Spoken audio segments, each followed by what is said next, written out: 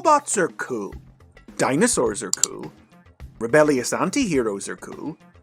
Ergo, is there anything cooler than rebellious anti-hero robot dinosaurs? The original Dinobots began life as the Dinosaur Robo from the Japanese Diaclone toy line, which were imported by Hasbro to become part of the second year of the Transformers toy range. The classic team consists of the arrogant leader, Grimlock the Tyrannosaurus, Slag the fiery-tempered Triceratops, Sludge the dim-witted Brontosaurus, Snarl the aloof Stegosaurus, and Swoop the friendly Pteranodon. Together, they're a team of loose cannons, terrifying powerhouses the Decepticons can rarely stand against, but ones who only follow Optimus Prime's orders begrudgingly, if at all. The original Marvel Comics miniseries presented the Dinobots as part of the crew of the Autobots spaceship when it crashed on Earth 4 million years ago. When the Decepticon Shockwave arrived on the planet soon after, the ship's computer reactivated the Five to battle him, giving them dinosaur alternate modes based on the beasts that lived in the Savage Land, a prehistoric tropical jungle hidden in the Antarctic from Marvel's X-Men comic books. Shockwave trapped the Dinobots in a tar pit where they remained until they were found and freed by Ratchet in the present day.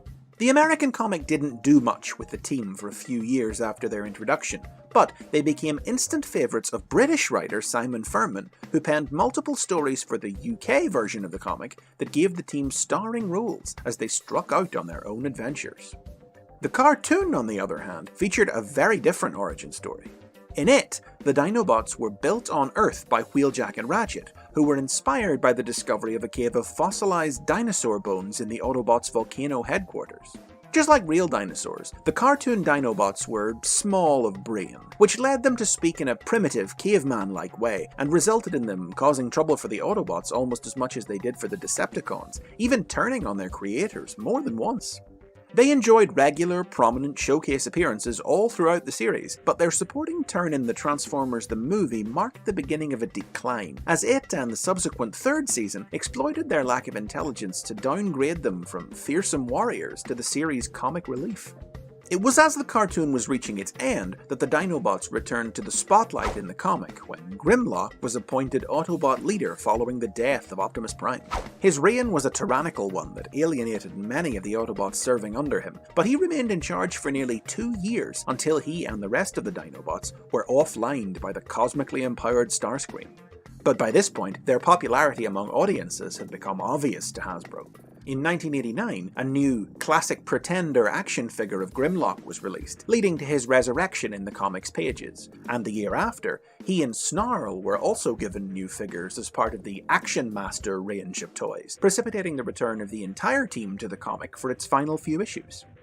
And their popularity persisted when the series was rebooted as Transformers Generation 2, with Grimlock, Slag, and Snarl's original toys made available again, and the whole team continuing to appear in the new comic book. Now, as we've talked about in past episodes, when characters are depicted in notably different ways between the Marvel comic and the Generation 1 cartoon, it usually means that writers of new media get to pick and choose and blend different elements from both together when creating new versions of them.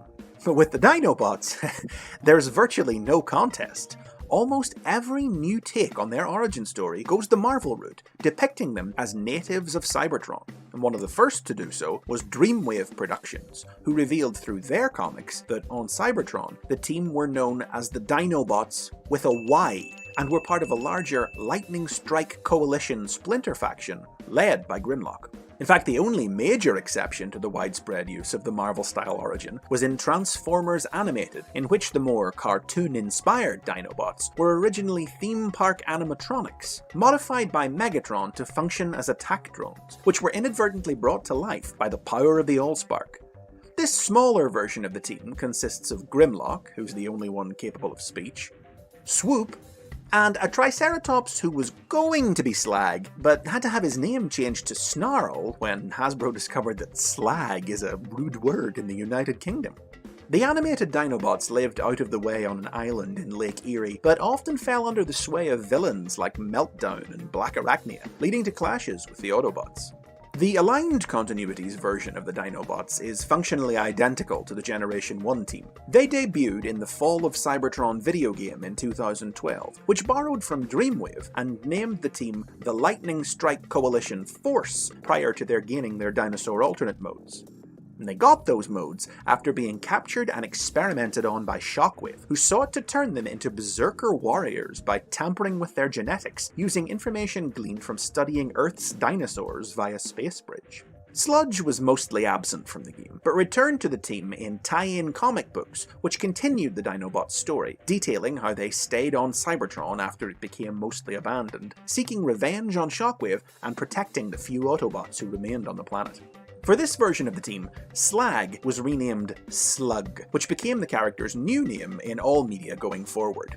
And that included IDW Publishing's comic books, which took an additional inspiration from the Aligned version of the story by depicting the Dinobots, with a Y, as the victims of a different kind of experimental science. IDW added a sixth member to the team, Scar, a medic who unintentionally cursed his teammates with uncontrollable monstrous alternate modes based on ancient Cybertronian reptiles when testing out a new means of alt mode adaptation. The mutated Dinobots killed Scar in their frenzy and were forced to go on the run, but were eventually found and cured of their condition by the Autobots.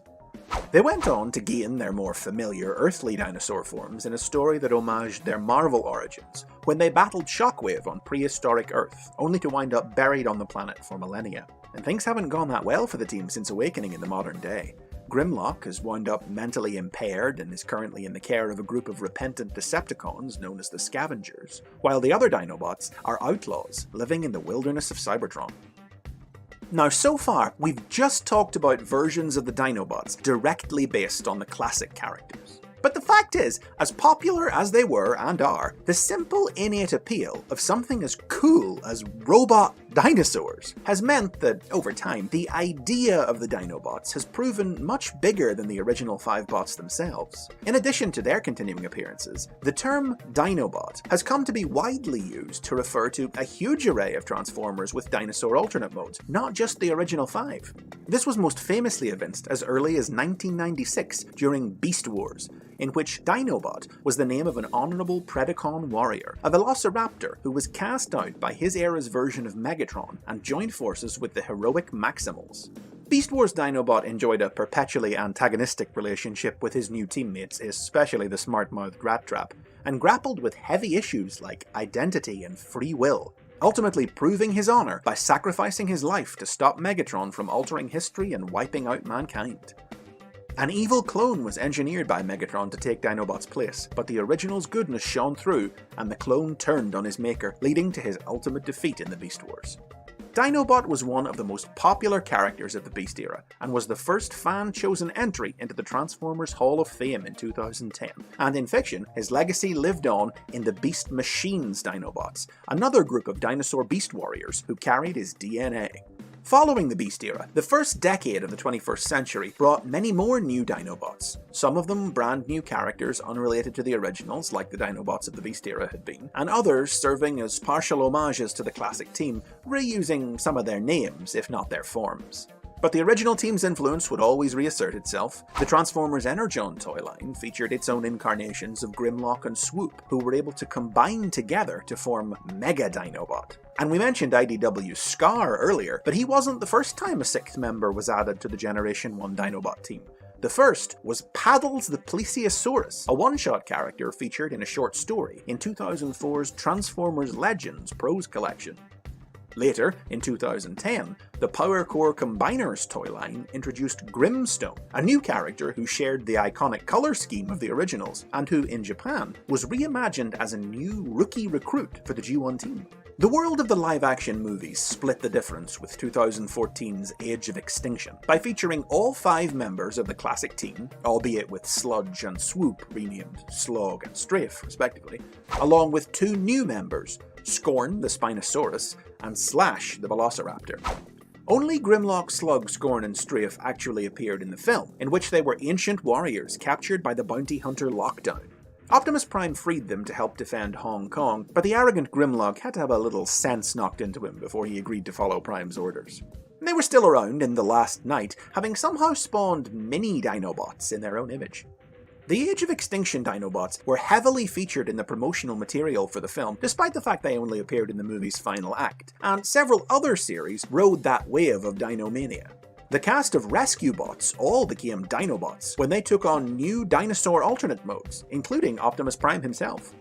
The 2015 Robots in Disguise cartoon featured Dinobots as a unique subspecies of Transformer, including a new incarnation of Grimlock. A whole wave of new dinosaur-themed combiner characters was released as part of the Creo building block toy range. And the IDW Dinobots were joined by a new 6th member, the two-headed alien dinosaur Strafe, the first female Dinobot, who took her name from the Age of Extinction character, who also had 2 heads. And lastly, that brings us to the upcoming Power of the Primes toy line, in which it was recently announced all 5 classic Dinobots will be appearing in their original Generation 1 forms for the first time since the original series, along with a female G1 version of Slash. But that's not all. The toys will be able to combine into a super robot named Volcanicus, a name derived from one of the Creo Dinobot combiners, Volcanicon. But this isn't the first time the Dinobots have combined. That dubious honour belongs to a fan-made mini-comic titled The Beast Within, which was included with the UK DVD release of the Generation 1 cartoon in 2004. Known only as The Beast, this misshapen Dinobot combiner was a mindless monstrosity who was a threat to Autobot and Decepticon alike. It remains to be seen if Volcanicus will be as dangerous, but we can be sure he'll munch metal, bash brains, and generally act prehistoric. And those are the basics on the Dinobots. Which incarnation do you like most? Who's your favourite team member? Is there a dinosaur you'd like to see become a Dinobot? As always, have your say in the comments, like and subscribe, and consider supporting the basics on Patreon.